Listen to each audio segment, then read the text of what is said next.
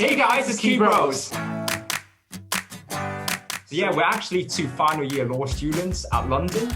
We're both around 20 odd years old and we're born and bred in Hong Kong.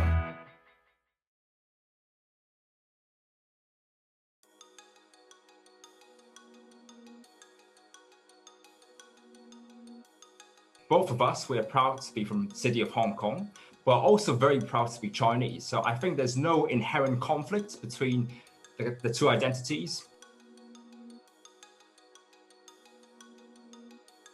I think one of the main reasons why many Hong Kong youngsters don't necessarily embrace being labeled as Chinese is because, bluntly put, because of ignorance. I think many Hong Kong youngsters simply refuse to travel to the mainland and see for themselves firsthand how the mainland is actually like.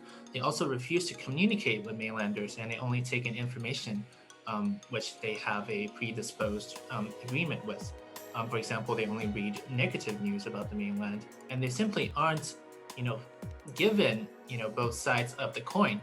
And I think if they were able to educate themselves a little bit more, even from a very neutral standpoint, they don't have to consider themselves as, super patriotic. They don't need to be super proud of being Chinese. But I think there are two things they have to consider. First thing is every single, nation around the world wants to have decent relations with China. But the second thing is that, even if they don't consider themselves as, sort of the same with mainland Chinese people, they can still consider themselves to be Chinese because, there are different, types of Chinese people around the world. Even within China, mainland China is a very diverse place in itself. You got people from, for example, Heilongjiang, or people from Shanghai, people from Guangzhou. They speak different dialects. They, have different cultures. They have different eating habits, even, and they might also dislike each other because they might see other people as 外省人.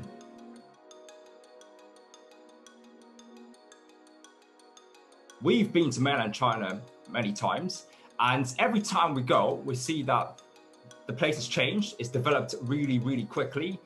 For example, the technology, I have to say, in China, mainland China, is much actually more advanced than Hong Kong right now. And I would really encourage all people in Hong Kong to go and take a look first with your own eyes, all right? Before making up a judgment about the place, saying that, oh, China is inherently bad, it's evil.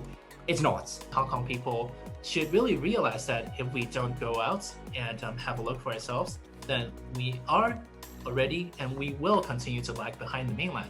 So I think we should let go of the sense of complacency, let go of this false pretense of superiority, really, and go to the mainland, have a look for ourselves. And there's a Chinese saying, right? 闭门造车.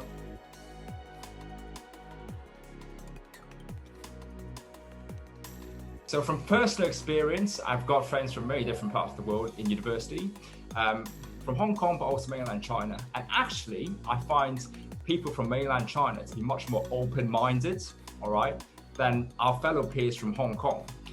It's because when they see us, we're from Hong Kong, they don't actually discriminate against us, all right? They treat us as one of their own, and they would communicate as if we're also from mainland China. But if we do a role reversal, let's say I am from mainland China, all right, and I've got a group of people from Hong Kong, then I will guarantee that I will be heavily discriminated simply because of the fact that I'm from mainland China. So from this, it shows that it really is time for, I think, people in Hong Kong. I'm not saying all, there are some good friends of mine from Hong Kong who are open-minded as well, all right? It's really important for Hong Kong people to open up to the fact that they should be a bit more open-minded and be more accepting towards different people, especially those from the mainland.